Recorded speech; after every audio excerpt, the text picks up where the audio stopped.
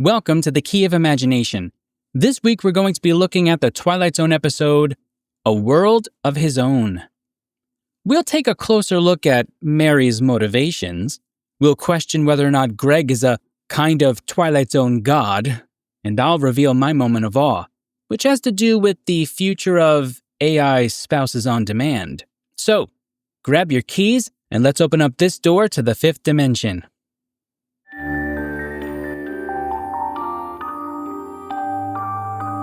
You unlock this door with the key of imagination. Homer, Shakespeare, Milton, and Gregory? Yeah. Well, what do these men all have in common? They're all creators. Men who, when they form a phrase on the page or in a dictaphone, can make their characters seemingly come alive. But, in the case of Gregory, his characters actually do come alive. All he has to do is give them a name, some character traits, and hit the record button, and out pops whatever he describes. But when his wife, Victoria, comes home early from a movie and finds another woman in the arms of her husband, she's understandably upset. Greg attempts to explain that the woman she saw, Mary, was simply one of his creations, and that once he throws the recorded tape of his creation into the fire, she will no longer exist.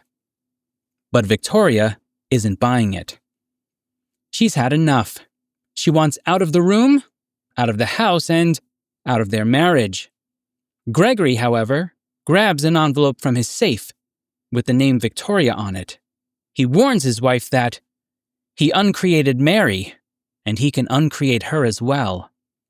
Calling his bluff, Victoria grabs the envelope and tosses it into the fire, only to quickly realize that Gregory was not bluffing, and she disappears. Greg runs over to his tape recorder to remake Victoria, but then pauses and realizes that this moment presents an opportunity. And he begins, her name is Mary. A World of His Own is directed by Ralph Nelson. The teleplay is by Richard Matheson. As for our cast, we have 3 players here who pretty much do all the heavy lifting. Gregory West is played by Keenan Wynn.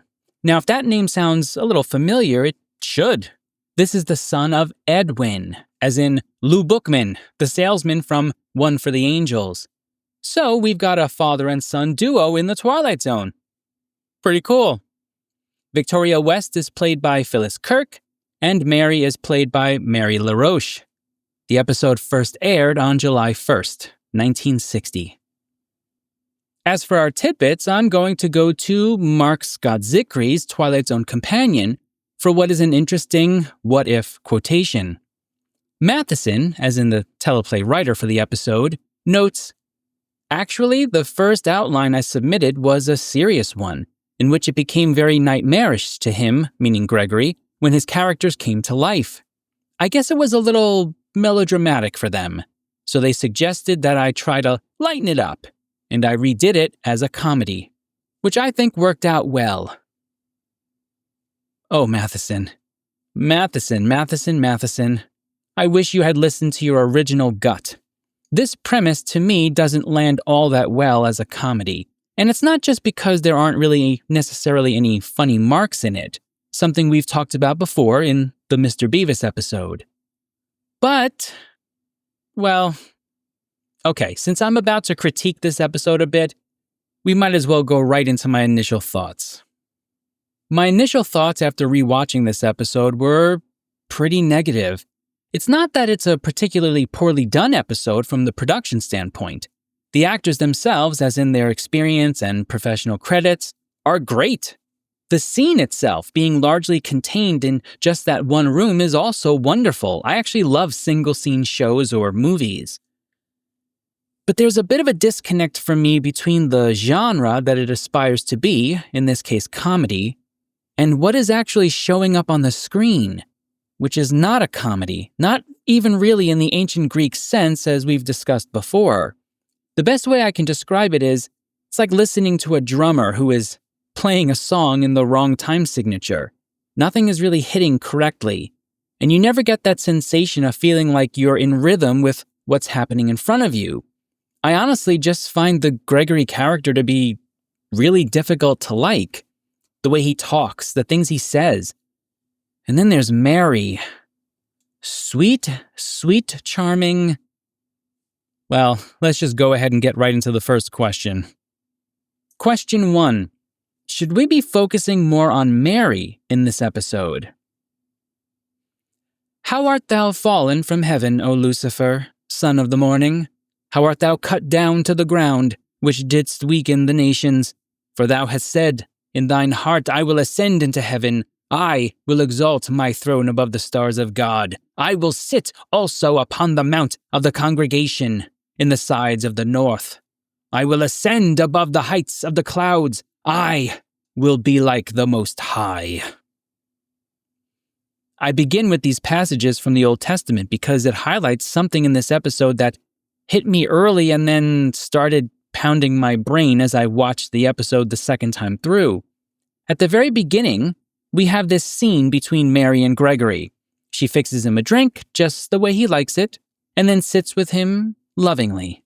And when the camera pans a little bit over to the window in the room, we see Victoria, the spouse of Gregory, looking on in disgust at the sight of her husband in the arms of another woman. Lucifer, Mary, and Victoria. What's the word that binds all three together? Jealousy. But one of these things is not like the other. And it ain't the Prince of Darkness.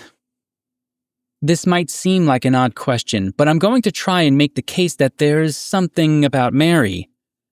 I've seen this episode a few times over the years, but I don't think I've seen it on any recent marathons, and I don't really go out of my way to watch it on demand. So when I saw it this time, it was an odd experience.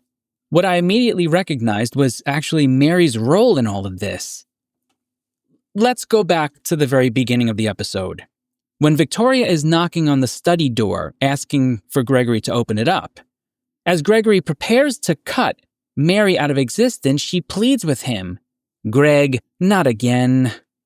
She clearly wants to be Greg's full-time spouse. She wants to own him all to herself. But there's more here, if you look deeper. Her protest of not again indicates that she knows full well what she is and what is going on. Greg brings her into life when he wants and then conveniently sends her back when he's done with her. There's definitely a kind of psychological battle going on here. So let's bring in a specialist to help us better understand what's happening. Melanie Klein is a name we haven't mentioned before on the show, a psychoanalyst specializing in object relationships, especially involving children, but not limited to them. In one of her most famous works, Envy and Gratitude, she states the following. My psychoanalytic experience has shown me that envy of creativeness is a fundamental element in the disturbance of the creative process.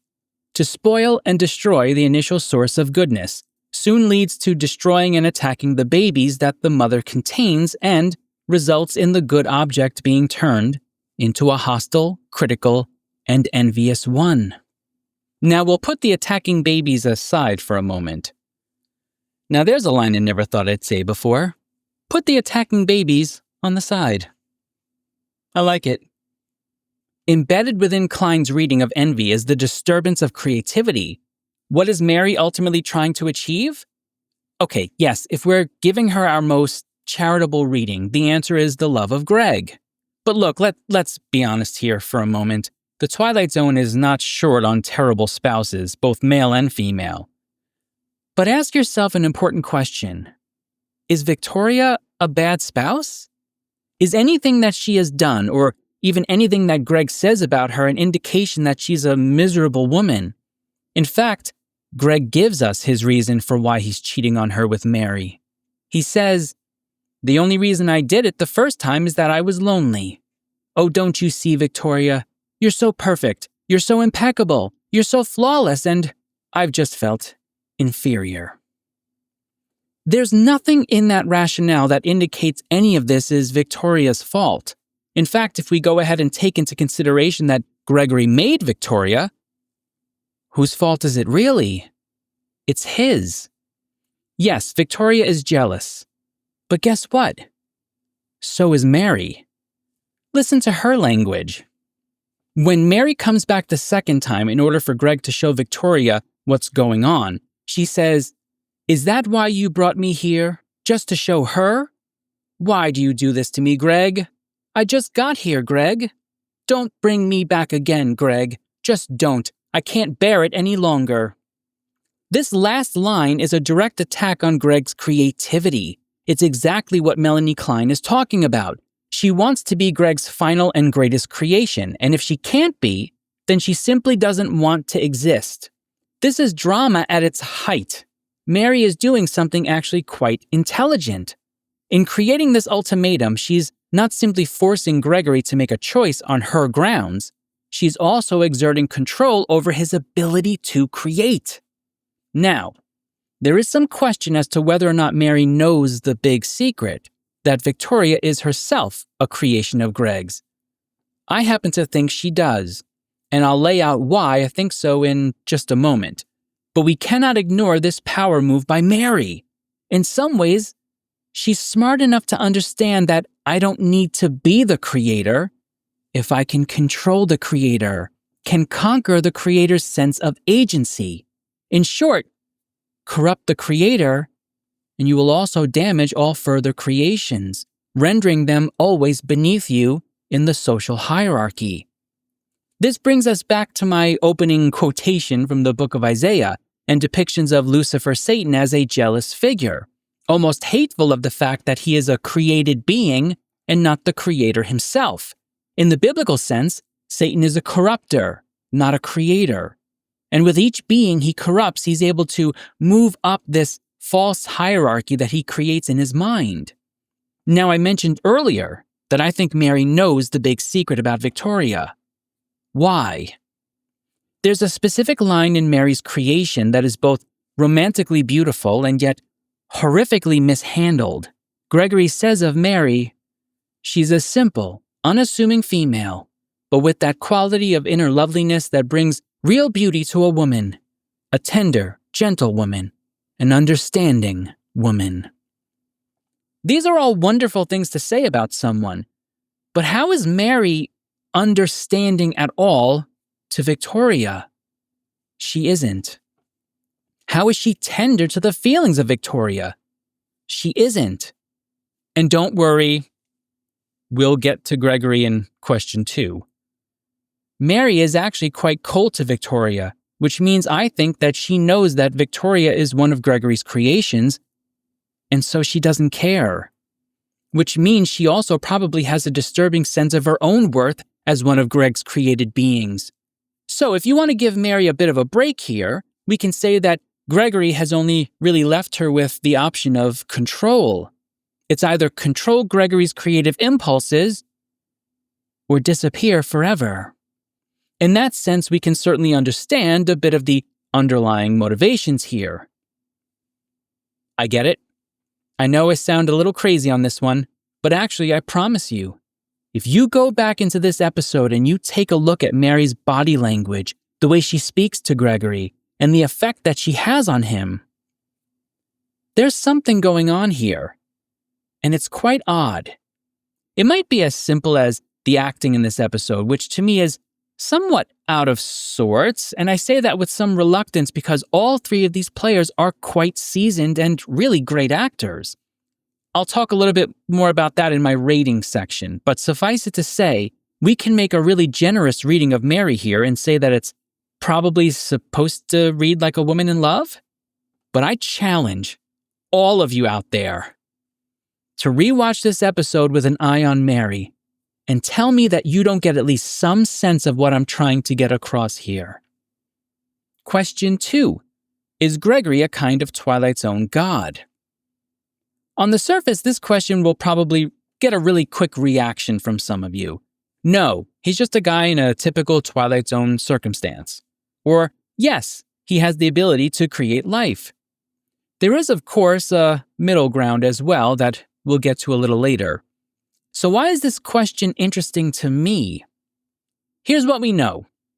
We've already seen supernatural beings in the Twilight Zone: death, Satan, guardian angels, magic, hell, or the other place, as it's called in A Nice Place to Visit, and even that in-between kind of purgatory space from A Passage for Trumpet. So there is some basis for us to really think about this topic and consider how it might make us conceptualize this Twilight Zone space a little differently. Right off the bat, we can see that Gregory has arguably the number one godlike ability, the ability to create life. Oh, okay, yes, we humans can make life as well. But what I mean is in the old sense of creation, as in making life out of either nothing or organic material that we would not make humans out of today. In this case, audio tape. Greg speaks the words, and the words become existence. And yes, this does remind me of the opening verse from the book of John. In the beginning was the Word. But I'm going to go in a bit of a different direction here. A common theme in many cultures that have a creation story is that a god or gods begin by putting order to chaos. This actually reminds me of something that I'm always trying to pound into the heads of my students about writing. Writing is the highest form of thinking. Why? Because you're instilling order on the chaos of our minds. When you think in your own head, you can take all sorts of shortcuts and move from thought to thought. And even when you're speaking out loud, you can use, gestures and sounds to let the other person get a sense of what you're trying to say. But with writing, words have to connect. Paragraphs have to build. Pages need to be organized. There's a reason why we still use writing as a major form of therapy and healing. It's because we're trying to make sense of something we've been through.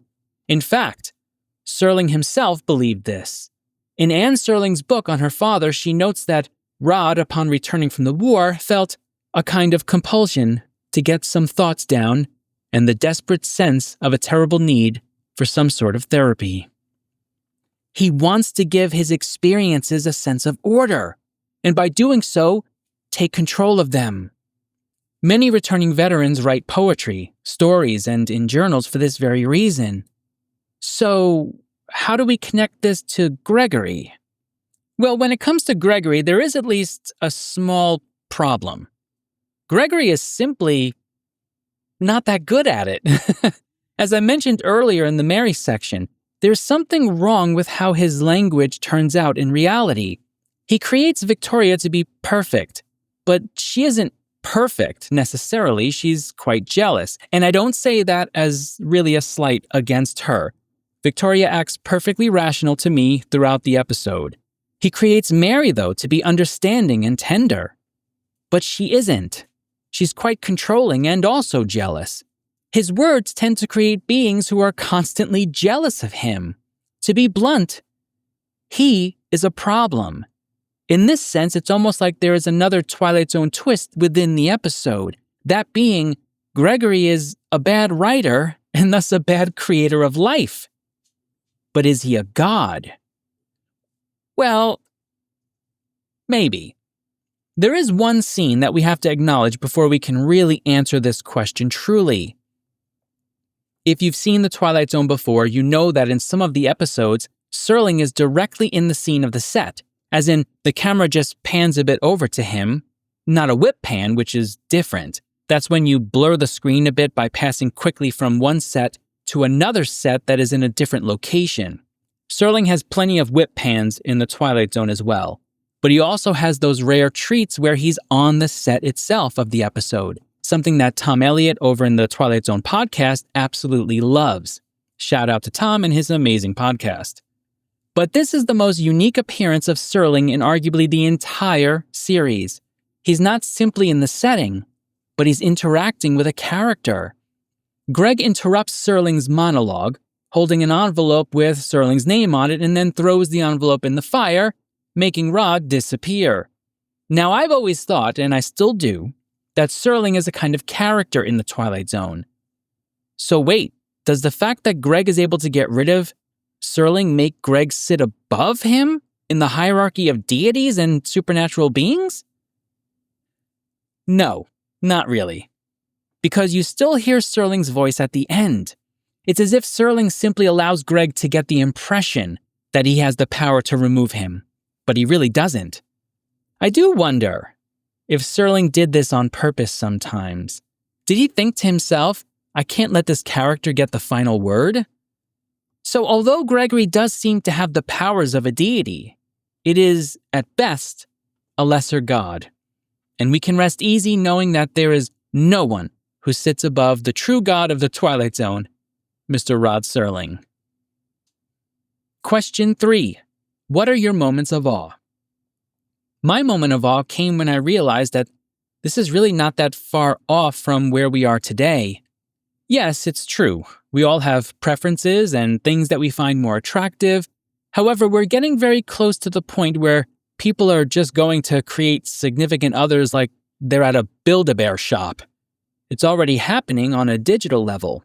You can plug in any description you want and instantly get the image of a person. And with AI, this person can talk to you, ask you about your day, all of that. In fact, I put the description that Gregory gives of Mary into ChatGPT's image creator, and here is what popped out. For those of you who are listening only, it's actually pretty close to the actor Mary LaRoche's portrayal of Mary. Maybe a little younger looking, in the mid-20s, and the hair looks a bit reddish in the picture, but it's not that far off. And if you can do this and create a woman just like Mary in the episode, a woman who calls you Master, a la I Dream of Jeannie, well, I can't help but wonder what the future holds for the human species. Nonetheless, I remain largely optimistic. My 18 to 20-year-old students absolutely abhor anything that they believe is fake, which is pretty interesting.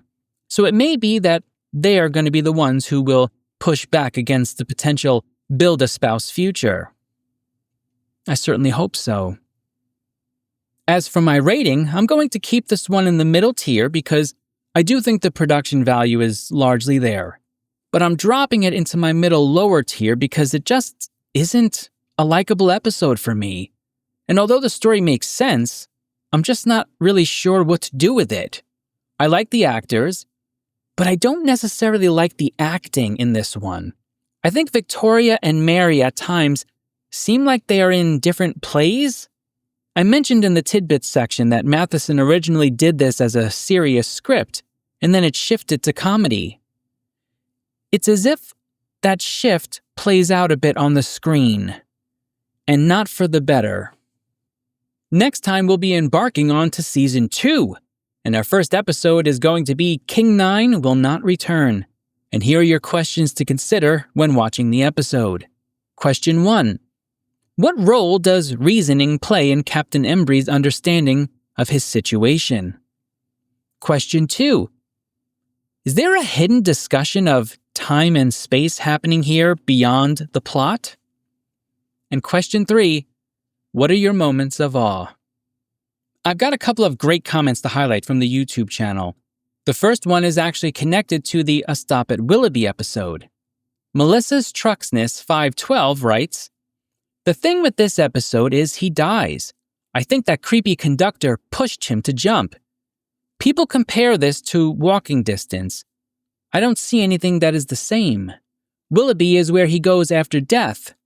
But who is to say it's heaven? We don't know. I don't know. It seems very much a downer episode, like Elegy." Melissa, thanks for leaving your thoughts. I'm one of those people who do see a connection to Walking Distance, but in a negative sense. I see it as what Martin Sloan would have eventually become without the wise words of his father. As for the Willoughby conductor being creepy, I'm actually with you on this. I talked about that a bit in my KOI episode. I was also a bit disturbed by the Willoughby conductor and wasn't quite sure if maybe he did kind of have a malevolent kind of presence. But I don't know. I'll be curious if others have a thought on that. In my The Lonely episode, Rick6963 wrote an incredibly thoughtful comment regarding how his opinions have shifted on the episode over the years. I'm going to quote the latter part of his comment. "I have seen some of the companion robots coming out, and let me tell you, should I ever find myself alone, I would love to have a synthetic person around to pass the time with. So this episode has moved up the rating ladder for me. I'll give it a upper middle ranking. I reserve the right to update my ranking in 10 years. Who knows? It might be a middle high ranking then. Thanks for the thoughtful comment, Rick. This is why I love doing this show. I think the majority of you really get that I'm not trying to give anyone definitive answers about any of these episodes. I'm just trying to spark conversation and thought. I don't value my thoughts any more than any of yours out there. Really, I don't. And that's how it should be. Rick's comment is a good reminder, especially to me, that it can be pretty easy to cast philosophical thoughts and ideals all over the place. But there are certain basic needs of the biological human that philosophy can't fulfill. One of them being pure loneliness. Do I love the idea that we might have to outsource companionship to robots? No. It makes me quite sad. But not as sad as the thought of someone's abject loneliness. And so maybe elasticity is the key word here. Being open to stretching a bit, open to the possibilities of some good coming from over that horizon. I can do that. You can continue our conversations by heading over to our Discord server and either starting a conversation about this episode or taking part in one that is already happening. The link to join the server should be in the episode notes section. You can also head over to thekeyofimagination.com where you can rate this episode, learn more about me, watch previous episodes of the show, and check out my Curios page where I showcase some of the Twilight Zone trinkets I've bought over the years. I encourage people to email me thoughts and comments, whether it's about a particular Twilight Zone episode, your rating for an episode, or about the Key of Imagination show. You can get those to me as a text email, an audio clip, or even a video clip of roughly no more than 5 minutes to keyofimaginationShow@gmail.com. Keep in mind, even though we talk about some serious topics, we're trying to maintain as family-friendly of an atmosphere as we can. If you would rather I not use your comments on the show, please indicate that so I can respect your decision. If you enjoyed the show, I ask that you please take a moment and do one, if not all, of the following to help build our community. Rate the show, review the podcast, leave comments, thumbs up, all of the usual algorithmic gymnastics that will help get the show in front of more people and help us build our community of Twilight Zone fans. However, even if you do none of that, and you absolutely hated every minute of this, I would still like to thank you for spending some time with me. Until next time, remember, all doors are open to those who possess the key of imagination.